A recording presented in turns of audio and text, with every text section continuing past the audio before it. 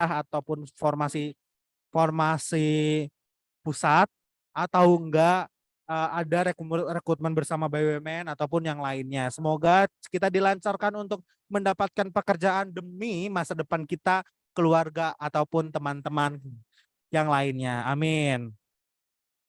Amin ya, semoga aja dalam tahun ini semoga aja semuanya kebuka ya.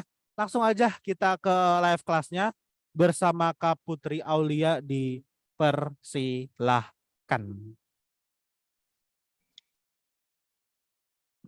Oke, terima kasih Kak Admin untuk openingnya dan juga informasi yang sangat berguna ya untuk teman-teman.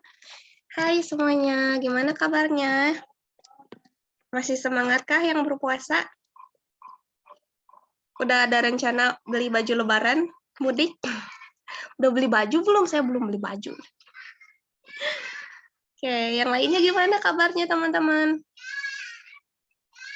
Oke, lagi kerja kah atau sudah libur teman-teman? Karena biasanya kita kalau kelas free itu sampai 600-an orang ya, tapi sekarang cuma 240-an. Oke, saya kabarnya baik. Oke teman-teman, tadi gimana nih soal pretestnya? Sedikit mengecoh kah, mempusingkan kah, atau membuat percekcokan pikiran?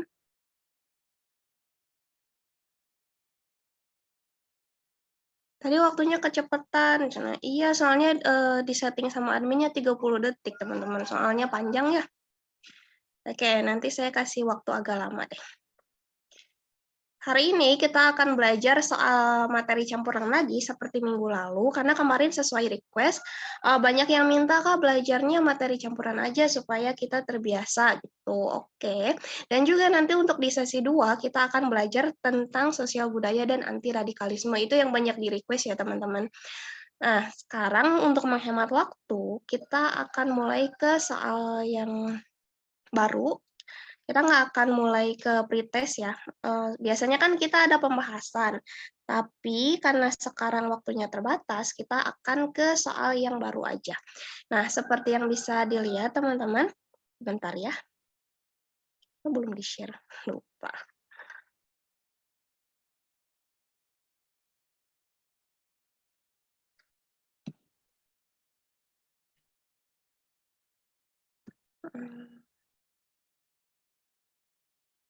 Oke, sudah muncul belum share screen-nya?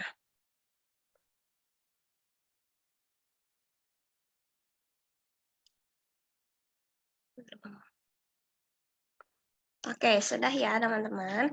Karena minggu lalu kemarin tuh banyak yang, bentar, aduh.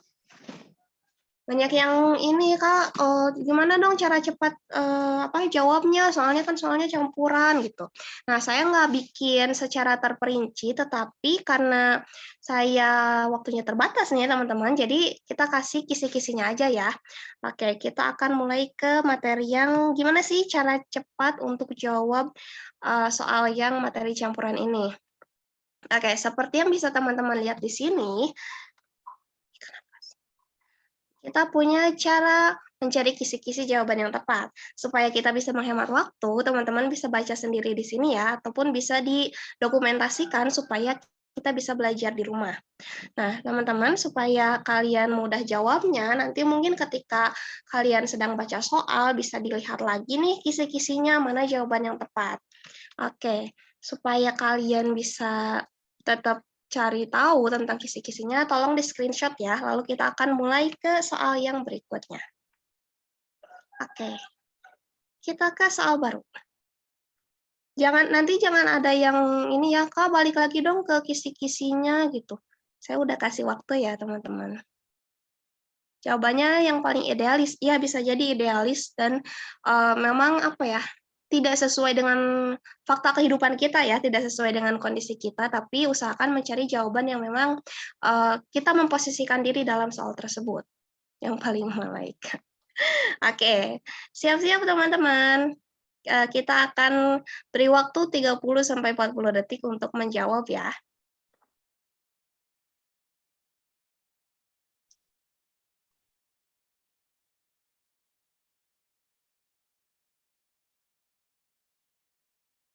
Mana timer?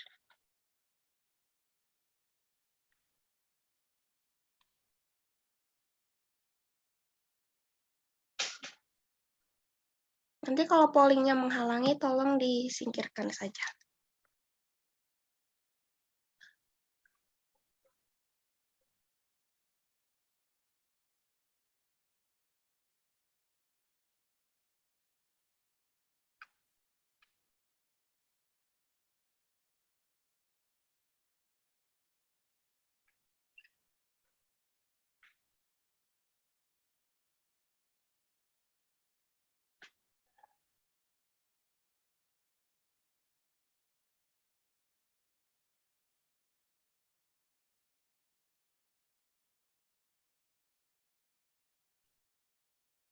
Nah, teman-teman akan saya tutup ya, karena sudah 42 detik nih untuk pollingnya.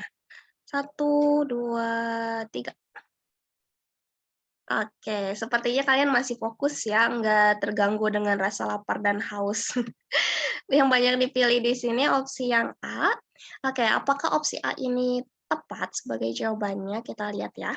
Di sini laporannya tentang kasus HAM, tetapi salah aduan nih atau salah bagian. Kita lihat mana yang tepat. Oke, seperti prediksi kalian, untuk poin yang benar adalah opsi yang A. Kenapa? Karena di sini menandakan ya, kita sudah menerima aduan, menyampaikannya pada bagian administrasi, dan juga menandakan bahwa aduan tersebut bisa ditindak sesuai prosedur. Sedangkan tadi ada yang menjawab opsi B sama C. Ada semua nih, B, C, D, E. Untuk opsi B, meminta pelapor untuk melakukan pengaduan sesuai prosedur melalui pengaduan online. Oke, kalau mungkin yang opsi B ini sedikit mengecoh ya teman-teman. Ketika kita di posisi sebagai penerima aduan, pastinya kita akan mengatakan, oh ibu bapak bisa melapor ke bagian pengaduan secara online ataupun datang langsung ke kantor. Tetapi sayangnya itu kurang solutif kalau misalkan dilakukan saat menerima telepon gitu. Kita harus setidaknya menerima dulu aduan tersebut, baru memberikan arahan. Seperti itu. Lalu tadi juga ada yang jawab C, menerima aduan tetapi meminta supaya pelapor menghubungi polisi. Nah, ini siapa nih yang cita-citanya jadi polisi? Takutnya nanti ada hashtag percuma lapor polisi. Boleh aja sih teman-teman sambil kita lapor polisi, kita juga mengadukan hal tersebut ke Komnas HAM, tetapi memang lebih tepatnya itu kita mengadukan dulu ya, baru dilakukan penyelidikan. Oke, kita bisa mulai ke soal berikutnya ya teman-teman.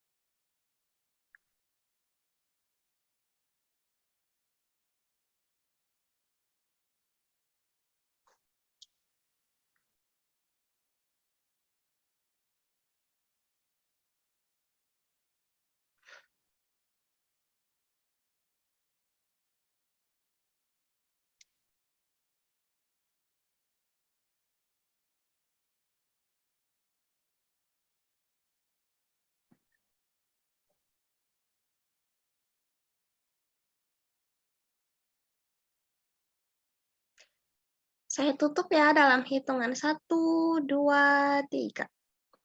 Oke, pas 30 detik. Nah, yang banyak dipilih di sini seperti yang bisa kalian lihat ada di opsi C, 127 orang. C. Memberi penjelasan dan membantu verifikasi supaya uang pensiun bisa diambil sesuai ketentuan. Kalau yang orang tuanya PNS dan juga udah pensiun mungkin pernah mengalami pengalaman seperti ini ya, dan pastinya tahu jawaban yang tepat. Kenapa sih opsi C ini jawabannya benar? Kita lihat pembahasannya. Oke, di sini jawabannya tepat karena bertindak sesuai dan juga sigap menjelaskan dalam membantu verifikasi agar uang pensiun bisa diambil sesuai prosedur. Lalu tadi ada yang kedua terbanyak itu di opsi E, memberi pemahaman bahwa peraturan baru soal verifikasi foto dan nomor taspen harus dilakukan sebelumnya agar lebih mudah. Ini bagus nih teman-teman untuk poin yang E, tetapi kekurangannya di sini hanya sekedar memberi penjelasan saja, tidak ada itikat ataupun bantuan langsung dalam membantu verifikasi, jadi masih ada kurangnya. Sayangnya tadi untuk opsi yang D ini, padahal nilainya 4 ya, hanya 6 orang yang menjawab, melakukan verifikasi. Untuk opsi D juga bagus, tetapi kurang dari penjelasan. Biasanya kan kalau orang-orang yang sudah tua, apalagi belum tahu tentang sistem baru, mereka selain butuh penjelasan, butuh bantuan langsung juga. Jadi pastikan teman-teman ini memilih opsi yang jawabannya komplit. Selain membantu verifikasi, kita juga memberikan penjelasan lengkap. Seperti itu. Oke, kita mulai ke soal berikutnya.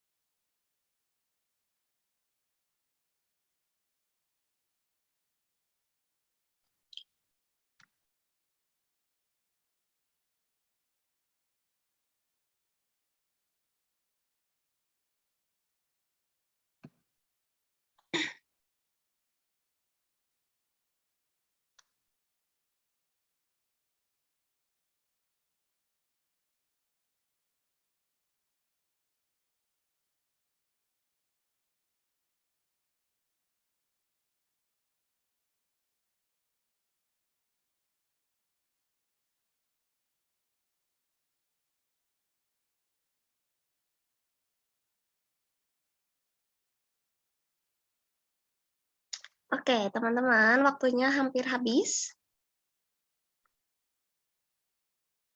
Kita tutup ya. Oke, saya akan share dulu. Kayaknya untuk soal ini sedikit mengecoh ya dari kalimatnya, karena di sini jawabannya cukup banyak dan variatif. Yang banyak dipilih ini opsi B, kedua terbanyak di opsi C. Kita lihat ya untuk opsi B dulu. Segera datang untuk menyiapkan materi presentasi dan kembali ke rumah untuk shift siang nanti. Nah, teman-teman, saya kasih analogi ataupun bayangan dulu nih. Misal kalian ke kantor, jaraknya cukup jauh misalkan, atau nggak usah jauh deh, jaraknya dekat, tetapi untuk menyiapkan materi dan juga sampai presentasinya lama. Apakah kalian akan punya waktu lagi untuk balik ke kantor? Untuk balik ke rumah. Nah, itu kan harus apa ya, ada bayangan gitu ketika kita memilih opsi tersebut. Lalu kita bandingkan nih dengan yang C, datang menyiapkan presentasi dan bersedia jika harus lembur karena pertukaran shift. Shift di sini tuh kenapa harus lembur? Karena pertama teman kita sudah masuk lebih awal ya. Kita nggak mungkin, kamu nanti dong masuk siang, soalnya saya harus pagi ini presentasinya. Kan itu dadakan ya, kita juga nggak enak minta ke teman kita. Makanya bisa jadi kita harus mengambil lembur, selain karena presentasi yang pagi-pagi, kita juga masuknya siang. Kayak gitu. Oke. Yang jawaban tepat itu yang C ya, karena menunjukkan profesionalisme tinggi apapun kondisinya. Karena kan tidak terduga, tiba-tiba atasan walaupun aja, tolong dong presentasi cepet-cepet nih. Gitu. Tapi kita kan udah gantian, nggak mungkin kita minta tukar lagi dalam waktu yang mepet. Kayak begitu teman-teman. Jadi dapat dipahami ya, kalau misalkan masih ada yang kekeh, kenapa nggak B, kenapa nggak yang E gitu. Ya teman-teman bisa baca sendiri di sini ya. Oke. Kira ke soal berikutnya.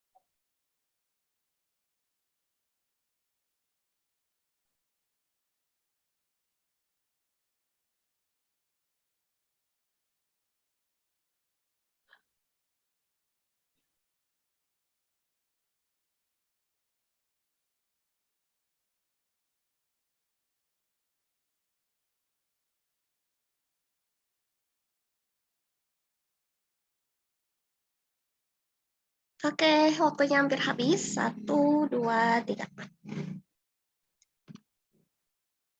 Saya pengen ketawa ya untuk yang jawab opsi D. Ada yang jawab satu orang nih.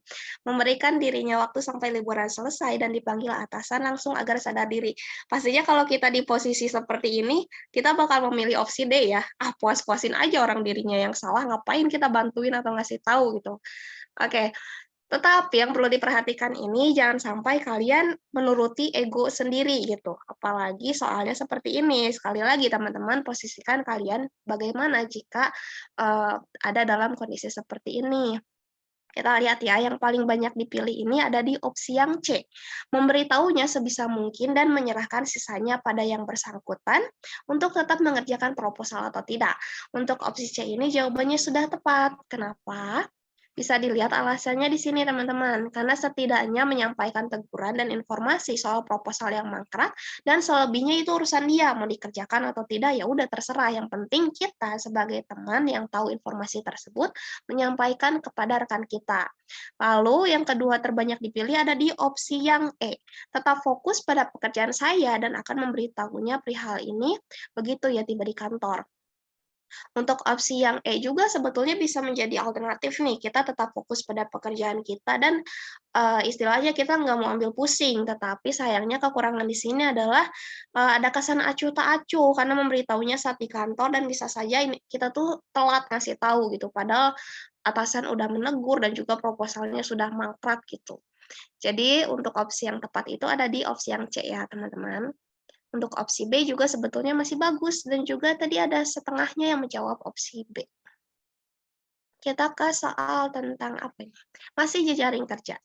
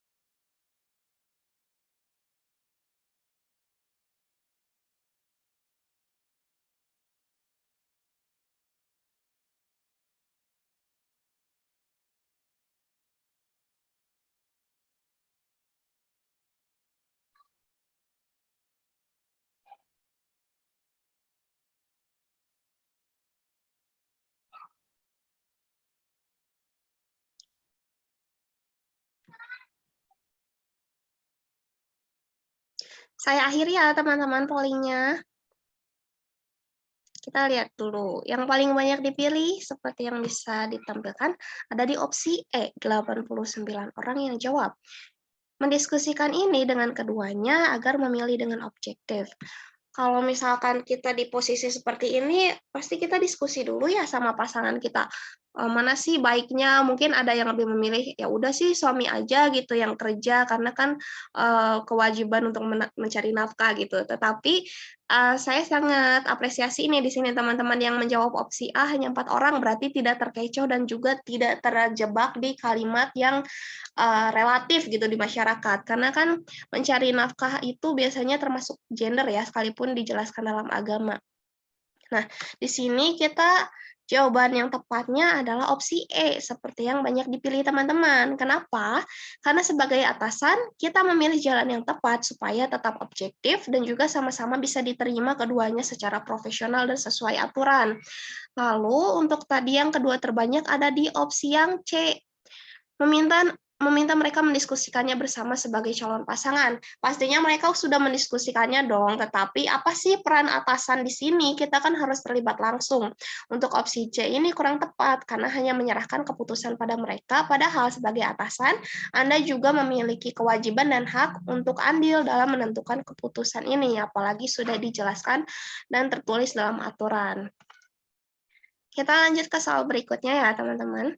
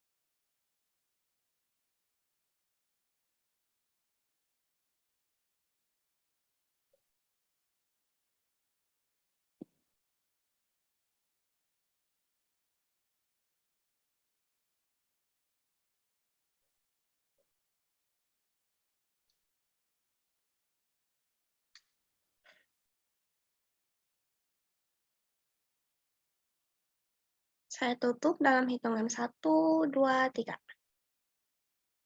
Oke, untuk soal yang TIK ini sepertinya tidak cukup sulit ya, teman-teman. Banyak yang menjawab jawaban yang tepat, seperti yang bisa kalian lihat di sini. Banyak yang memilih opsi D, ada 160 orang, tetapi ada juga yang memilih opsi A sama C nih, untuk kedua terbanyak. Kita lihat dulu yang opsi A.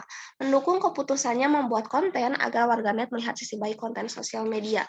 Mungkin hal ini boleh saja dilakukan ya, tapi terkesan naif gitu. Namanya konten ya pasti settingan dan hal ini akan menimbulkan pro kontra. Lalu tadi ada yang menjawab apa? C, jawaban yang kedua terbanyak.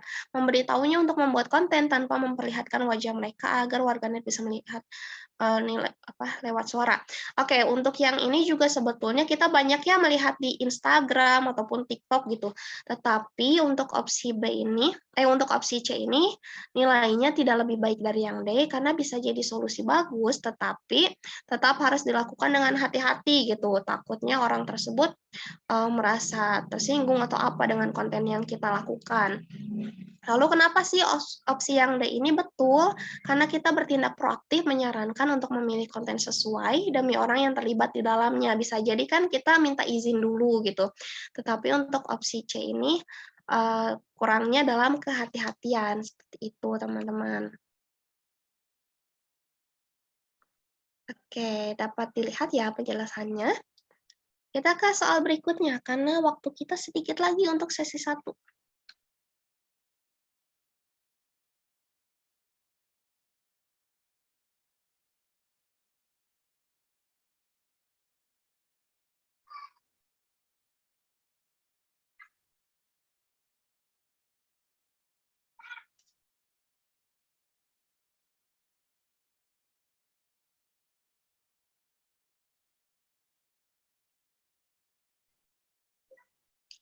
Untuk yang tadi kesulitan di polling itu bisa dihilangkan dulu ya, teman-teman.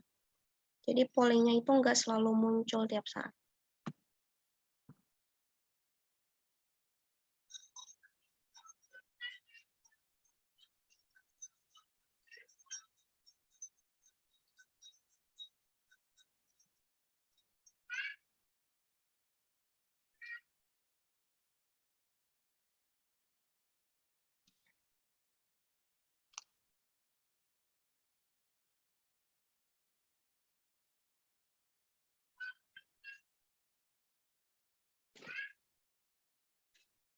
Oke, saya akhiri.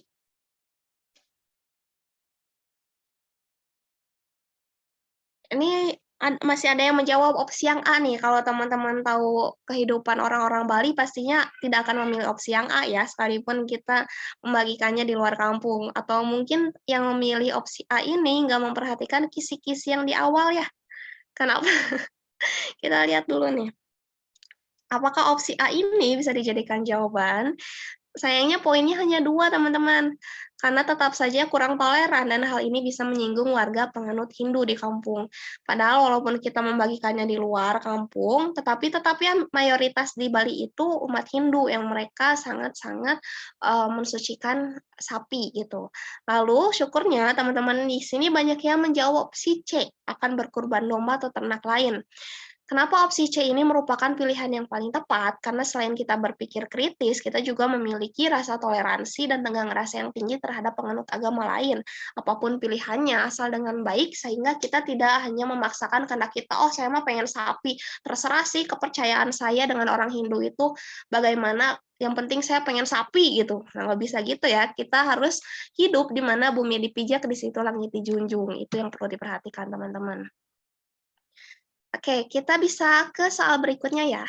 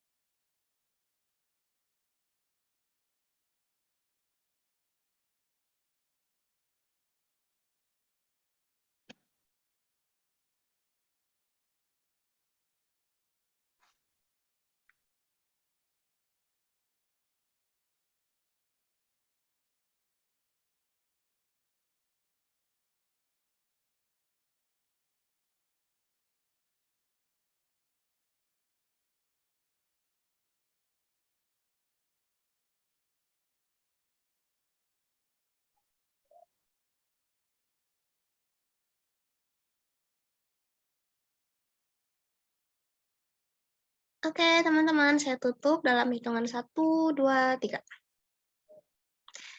Kalau tadi yang pada komen tuh bilang, soalnya semakin ke sana kemari atau semakin nomaden. Karena seperti yang bisa teman-teman lihat di sini, banyak yang pilihannya variatif ya, tetapi yang paling banyak dipilih ini opsi yang A. Memberikan pemahaman pada para siswa untuk tidak sembarangan percaya doktrin atau yang menjurus radikalisme. Nah, apakah ini jawaban yang tepat? Kita lihat pembahasannya. Nah, sayang nih untuk opsi A masih kurang tepat, poinnya 4, walaupun bagus, tetapi di sini ada kekurangan. Karena bisa jadi tindakan pertama untuk melindungi siswa dari doktrin seperti itu, tetapi baiknya juga disertai dengan pemberhentian guru tersebut, karena dikhawatirkan walaupun kita sudah memberikan pemahaman pada siswa, tetapi jika guru itu masih ada di sekolah, khawatirnya dia masih bisa memiliki kebebasan gitu untuk berbicara ataupun menyebarkan hal-hal seperti itu. Lalu untuk opsi B, jawabannya tepat, melaporkan ini pada Dinas Pendidikan dan memberhentikan guru tersebut demi melindungi para siswa dari radikalisme. Kalau misalnya kita mengambil opsi untuk melaporkan ini pada Dinas Pendidikan, pastinya ini sudah jawaban yang tepat ya. Selain itu, kita memberikan perlindungan dari siswa soal radikalisme. Selain perlindungan, kita juga memberikan pemahaman. Makanya untuk opsi B ini jawabannya tepat, karena memutus mata rantai radikalisme dan juga memberikan perlindungan kepada siswa. Hilang teman-teman. Oke. Kak, tapi kalau si guru kan nggak dapat bimbingan. Karena kan sudah dilaporkan ke Dinas Pendidikan, itu tinggal tanggung jawab Dinas Pendidikan mau guru itu dibina ataupun diberikan tindakan hukum kayak gitu.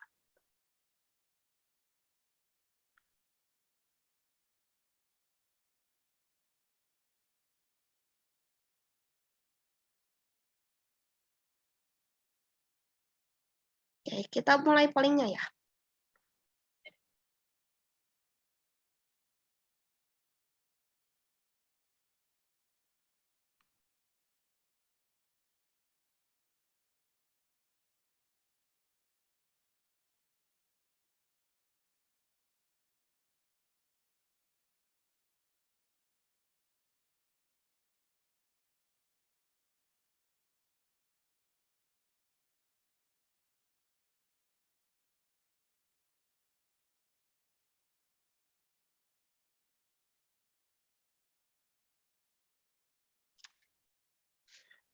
Satu, dua, tiga. Saya tutup. Nah, teman-teman yang banyak dipilih ini ada di opsi yang C, bersedia mengajar ketiga pelajaran tersebut dengan catatan evaluasi dan perbaikan. Kenapa opsi C ini banyak dipilih? Karena jawabannya sudah tepat. Kita berusaha yang terbaik dan juga profesional menerima tawaran mengajar, serta meminta evaluasi dan kritik untuk perbaikan ke depannya. Sekalipun kita sudah bisa membuktikan dengan nilai dan juga kemampuan kita yang tertera di transkrip, tetapi sekali lagi perlu evaluasi dan juga perbaikan, karena kan background kita di biologi ya, bukan kimia ataupun fisika. Tapi kalau teman-teman yang mengajar di SMP mungkin punya pengalaman seperti ini, karena jadi guru di SMP itu biasanya campuran ya, apapun background pendidikan kita, kalau ngajar IPA pasti harus campuran, kayak gitu. Lalu yang kedua terbanyak adalah opsi yang B, sama E nih, sama-sama 15. Untuk opsi B, menerima tawaran tersebut dan menjamin jika saya gagal maka membuat para siswa pandai IPA, maka saya akan mengundurkan diri. Kalau ini terlalu beresiko nih teman-teman, malah kayak caleg ya, menjanjikan sesuatu yang belum tentu bisa dibuktikan gitu, sekalipun kita guru dan juga memiliki ambisi yang tinggi, tetapi hal ini bisa jadi bumerang nih, apalagi guru baru. Lalu untuk opsi E, akan mengajar ketiga pelajaran tersebut dan membuktikannya dengan nilai kelulusan. Ini bisa jadi opsi yang bagus sebagai alternatif, tetapi nilainya di sini masih samar nih, dan juga janji yang akan dibuktikan juga membutuhkan waktu. Baiknya proses tersebut juga sekaligus menjadi bukti bahwa kalian bisa mengajar dengan baik, bukan hanya menunggu satu ujian nanti. Oke, teman-teman, ini sesi terakhir dari kelas kita ya. Iya sesi pertama ya. Sorry. Agak blunder saya kalau ngomong lagi puasa ya. Kita akan mulai ke sesi kedua untuk yang kelas premium. Gimana ya Kak Admin untuk kelas premium? Apakah orang-orangnya masih sama? Saya akan stop sharing. Oke, sebelum itu Terima kasih untuk yang teman-teman sudah bergabung di sesi 1. Tapi saya pengen tahu nih tanggapan kalian gimana tadi untuk soal-soalnya? Apakah sedikit membingungkan atau gampang-gampang susah, gimana? Menjebak ya? Makin-makin payah gimana maksudnya? Soalnya panjang-panjang ya supaya terbiasa. GGS itu apa? Gampang ya, untuk yang sudah terbiasa masuk kelas saya mungkin gampang. Oke. Oh iya, untuk teman-teman yang ada di kelas free ini, kayaknya kita untuk bulan April ini kelas terakhir nih, karena kan kita mau libur lebaran ya. Jadi semoga kelas terakhir di bulan ini bisa bermanfaat dan juga memorable ya buat kalian. Terima kasih juga semuanya yang sudah berkumpul dan mau join di sesi 1. Pollingnya cepat, kalau pollingnya cepat itu bisa di-skip dulu teman-teman, karena kan sesuai perjanjian polling 30 detik dan juga untuk soal bacanya 30-40 detik.